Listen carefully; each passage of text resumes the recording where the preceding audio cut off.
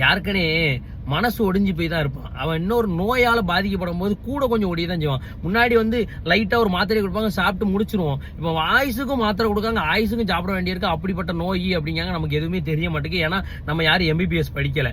ஆனா இன்னைக்கு பாதி ஹாஸ்பிட்டல் ஆளே இல்லை. அதனால ஒரு தூய்மை பணியாளர் ஒரு ஆளுக்கு ட்ரிப்பு போட்டிருக்காங்க. அதை தாங்க முடியாம கூட வந்த நபர் கொந்தளிச்சு கேள்வி எழுப்புறாரு.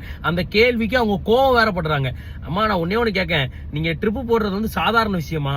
இல்ல அந்த ட்ரிப்பு நீங்க எப்படி போடணும், அது ப்ரொசீஜர் உங்களுக்கு தெரியுமா? ட்ரிப்பு போட்டு தப்பா போட்டா என்னெல்லாம் பாதிக்கும் தெரியுமா? எவ்வளவு பிளட் பிரஷர் அதிகமாகும், ஹார்ட் அட்டாக் வரும், எவ்வளவு சொட்டிங் ஆகும், எவ்வளவு தலை சுத்தி ஏற்படும், எவ்வளவு பிரச்சனை இருக்கு தெரியுமா?